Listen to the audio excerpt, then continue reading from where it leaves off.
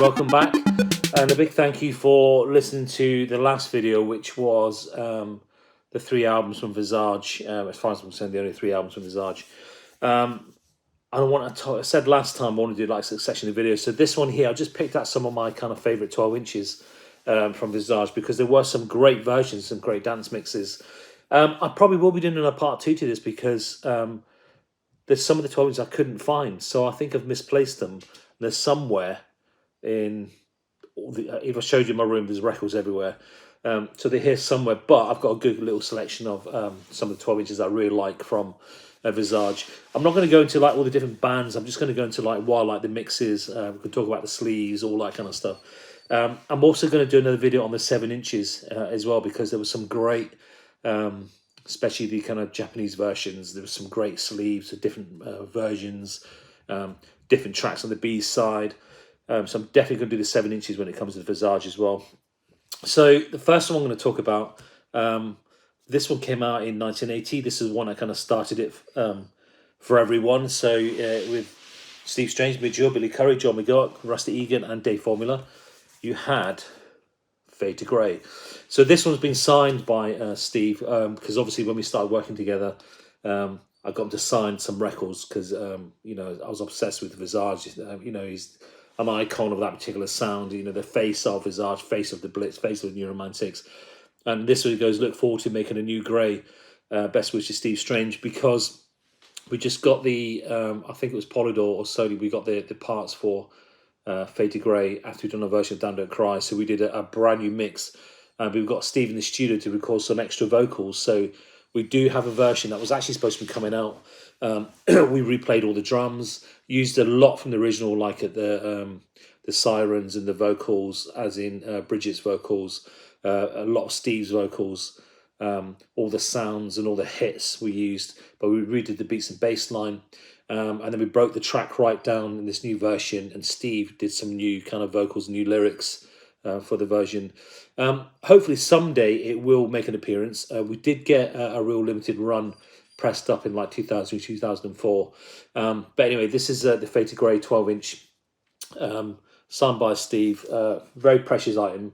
But again, what I found, a lot of the kind of 12 inches that used to come out, especially like, you know, 1981, it'd be no different. It'd be exactly the same version that came out the 7 inch. It'd just be like an extra track or something. This is exactly the same version, according to the sleeve.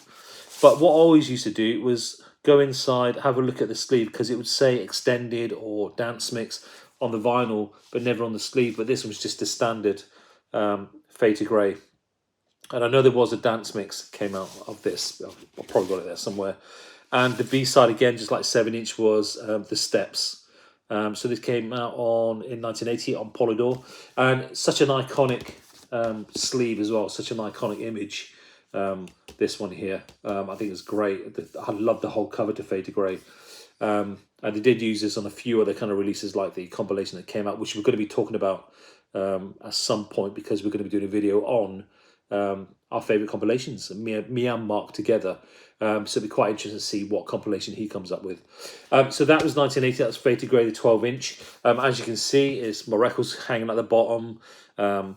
The sleeves all creased. So this is the original 12 inch that I bought back then. Little tears in it, and I kind of like that. You know, when people have records and they're totally pristine, yeah, great collectors, but I don't intend to sell them. You know, what this shows me, I listened to this record, you know, this little tear here I might have done when I was 11 years old. So, you know, there's memories in this. That there is because of me listening to it. And I kind of like seeing these kind of blemishes on records. Don't be afraid. Don't think, oh my God, it's ruined, it doesn't worth anything. You're not going to sell it, these kind of records. So I love seeing these little blemishes on records. So if you have any blemishes on any of your records, cherish them, okay? Because you made it. The next one, again, this came out in 1980. And I didn't find this till kind of like years later, because of obviously the success of Fade to Grey and obviously the first album. This came out in America. Great sleeve.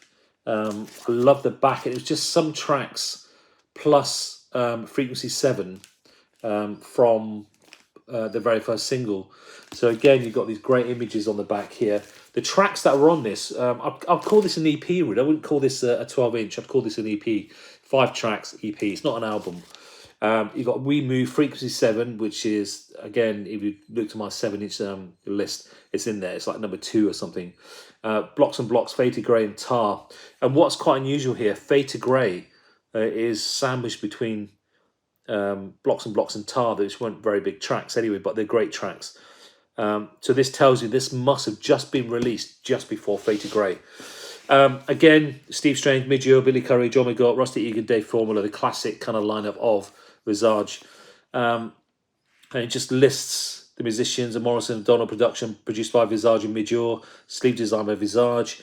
And this came out in 1980 in America on Polygram Records. And it was also available on cassette. So inside, there wasn't anything major. Again, they didn't really do much to that. It was just a sleeve. The records, again, the Polydor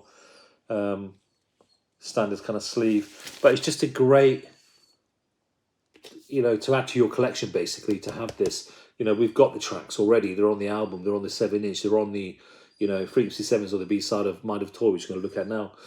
We've got these, but it's just good to kind of have this in your collection. And then the next one, I think this came out about 1981. And this was the 12-inch of Visage with Visage. Now, this one has got the dance mix, and it's such a good mix as well. And this is one of the things I used to love about a 12-inch, the dance mixes. There was no remixes. They just used to extend, someone within the studio just used to extend it by using the original tapes, break it down intros. So it would be just called a dance mix, extended mix, or special maxi version, something, but there would never be actually a remixer's name on it. And I used to love some of them, how I used to dub them out, some great ones out there. We did have to do some videos on, some of these great tracks, especially some of the remix albums, not new, but the old ones back then, how they used to extend them, some great records out there as well. But this is a great mix. On this one, they're starting to mention people who did the clothes, who did the makeup, who did the photo, who did the hair, because obviously now the New Romantic scene, 1981, was like huge. So it was all about the hair and the clothes. And basically people had jobs, and that included dressing people up, including Steve Strange. This one doesn't list the band, but you've only got 2 tracks on here. It was a Visage dance mix, Visage dance mix, and then it had Second Steps, which I think was on the album as well. Inside, I always like to look at the inside, exactly the same here, the Polydor sticker. The 7-inch of this, I think it had 3 different sleeves. You'll see when we do the 7-inch one, but it had 3 different sleeves, and one of them was my favourite, where he wore the red and yellow, which is that. So we're definitely going to have a look at that. The next one is probably up there as one of my all-time favourites. Track from Visage, and also this mix as well. This particular vinyl, for a particular reason. It came out in 1981. It had a great video. The video was great, and it's Mind of a Toy. I just loved Mind. I think the whole package was great. I thought Steve was in his prime. I thought the video was great, and I asked Steve about the little puppet that was in the video, and he had it, but unfortunately I had a house fire, and that was in the house fire, that little puppet. I'd love to try and get that made again. But Mind of a Toy, it came out on 7-inch, came out on 12-inch, and then it came out on this one here, special maxi version. I'm sure the special maxi versions are always kind of like the German copies, always called them maxi 12 inches, maxi versions. But you've got the Mind of a Toy dance mix, which is brilliant, especially when it breaks down to the drums, repeats itself. It's such a good kind of mix. Whoever did that, brilliant. And then you have Frequency 7, again, the dance mix. Which is brilliant, because it's definitely one of my favourite songs, and the fact that it's on the B-side of this, and I do think they if I remember rightly, they did release this on a CD many years later, with both them tracks on it, because obviously CD was massive, people weren't buying vinyl, but if you could find this copy, the dance mix of Vinyl Toy and Frequency 7, get it. It's got the dance mixes. I know it did come out in 12-inch in the UK. I think they were just the standard versions on there with the standard cover. And on the cover on this one, you've got Steve. It looks like Princess Julia, but I'm not sure. I need to ask her. But that's a great kind of iconic sleeve there. Visage, a classic logo in kind of Dayglow pink. But that was brilliant. That's just literally the 7-inch there. Great pictures, Steve. Love that. One of my favourite tracks. Definitely have that. The next one, again, which is probably, I keep saying it. Visage is such a band where I always say, "Oh, it's my favourite track." But I absolutely adore these records, and especially this one.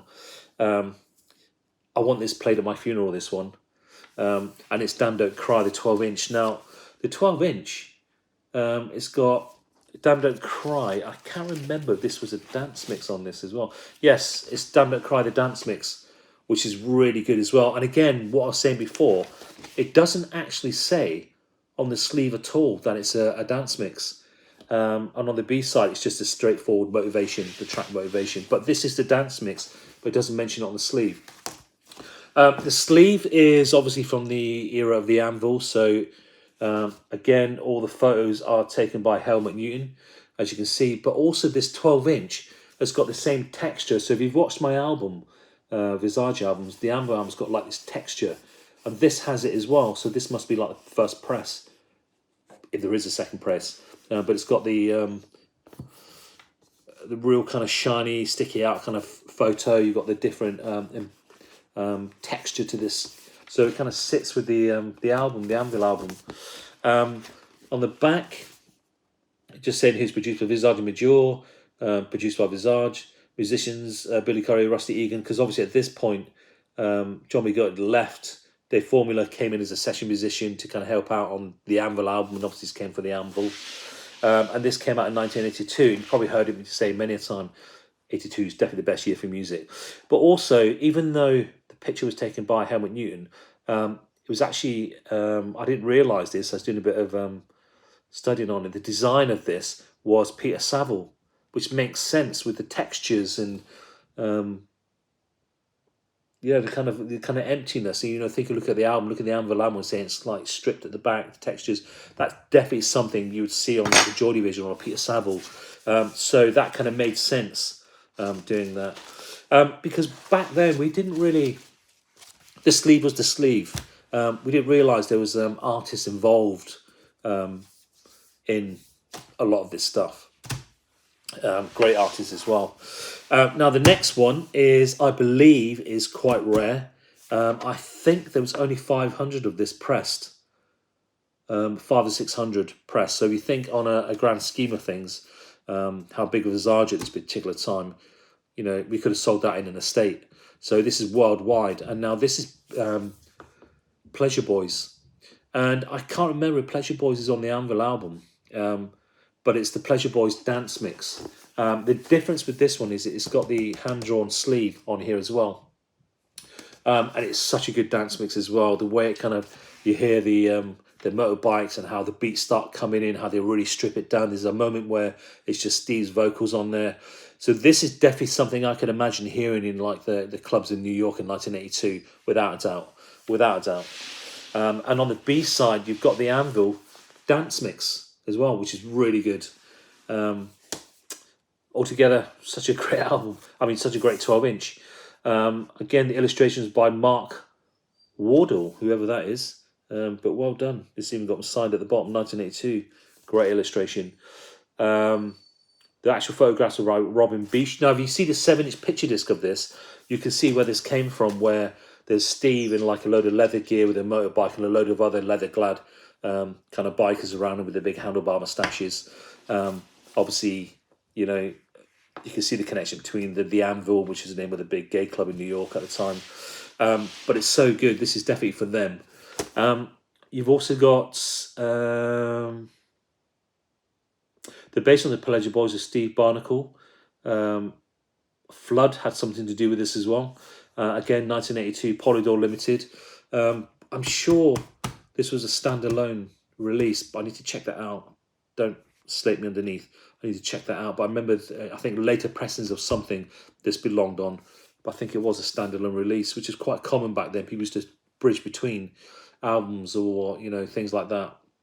But I shall check that out, and I'll give you the answer on the 7-inch one. But this is a great record. I'm so glad I found this. Found it by absolute mistake. I found this in. I used to work in a shop called Reckless Records, Upper Street in North London, and I used to be downstairs. So sometimes I used to take the records in, and someone brought this in, and I hid it because I wanted this record, but they priced it up. It's $7.99, which is great. So that was a good thing about working in Reckless Records back then, because this would have been end of the 90s, early noughties. Some great records coming in. People didn't realise what they had. But this came in. It's the only time I've ever seen it. I've never seen it since. But that is Visage Pleasure Boys, the dance mix with the hand-drawn sleeve. The next one is... It wasn't my favourite album, but the tracks that came off it, there was some good mixes on there. And the one that I want to talk about is Visage Love Glove, the full version, which really extends. It's just a classic, if you think kind of mid-80s sound, you think about when you used to hear remixes from things like A Flock of Seagulls or, the Janet Jacksons and your Five Star and all them kind of extended mixes all use the same kind of drop. This is basically part of that. It was of its time, but the Love Glove full version is great. You've also got the instrumental on here, and it's something that would have been great if a lot of bands done, just actually put out the instrumental. Because sometimes, there's some great tracks out there, but the singer's not very good. So it's quite nice to have the instrumental. And then you've got She's a Machine, which is brilliant. I love it. And it inspired us for one of our tracks that we had on our first album, When Machines Ruled the World. We've got a track on there called She's a Machine. Inspired by the title, nothing like the sound. And we got Mr. Cormac, to write the lyrics. He's done a good job on it, but it's brilliant. She's a Machine. I just love that kind of title, so we kind of nicked that for one of our songs. Not the song, just the title. It is a very good mix. I love the sleeve. Almost seems a bit behind, because at the time this came out, this would have been 85, 86. This wasn't the look then. It was really changing. So this kind of looked like this is 84. Not 85, 86. So the whole kind of music scene was kind of changing away from that kind of new romantic era. So yeah, it's quite surprising to do that. And obviously the back is great as well. He always took a good photo. He always had great ideas. Old Stevie. Again, it's still on Polydor. Their kind of stickers on the vinyl never ever changed. But that is Visage Love Glove. And the next one I want to talk about is, it was quite nice to see this come out. I'm not a big fan of the mixes. I don't, listen to some of the mixes. I don't think they used enough of it. I think they tried to do something too different. I think because Faded Grey is such an iconic track, if you're going to remix it, try and stay as true to the original as you can, like what we did, and just updated things like the drummers and the bass line. But it was good to see it come out, and it's basically Faded Grey and the Bassheads 93 mix. I can't believe it came out that long ago.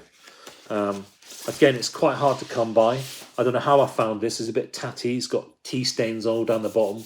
But this definitely wasn't my first copy. I bought this from a shop somewhere. Came across it, and I picked it up. The only one I do like on it is the Bassheads dub mix, which is good. Because they do strip it down a little bit more, and it kind of makes sense. There is a subliminal mix. There's a 12-inch mix, whatever that is. It's good to have in your collection. It's not something I'll play all the time. But you've got Hypnotic State doing a couple of mixes on there. You've got the Bassheads and Andy Stevenson.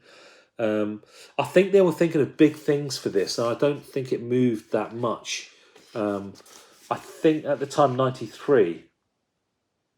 I think there could be better remixes by then. I mean, you can imagine Andrew Weatherall getting his hands on like Faded Grey. So yeah, I think they kind of missed the boat here. And I like the way they kept the same logo. It's a great picture of Steve. I think they could have done a lot more with this, but it's great to have in your collection anyway. And that is Faded Grey Visage, the 93 remix from the Bassheads. Okay. So that is the end of the 12 inches that I'm going to show you at the moment. I am going to be doing a second part because there's stuff like Night Train, the Amboss, you've got Beat Boy. So there are some other 12 inches that I'm going to show. So I will do a second part. But I'm really kind of showing off my collection, and it's kind of get me reminiscing, have a look at some of these records. Is there anything I've missed or any kind of information you can tell me about any of these? Please let me know. If you're a big Visage fan, let me know. let's do something. Let's do something else with the Visage or Steve Strange or whatever. But any ideas that you've got, please. So there will be a part 2, and I'm definitely going to do the 7 inches over the next week or so. So keep your ears peeled. Subscribe to us, and we'll notify you when we're ready to go with that. Okay. Thank you very much. See you soon.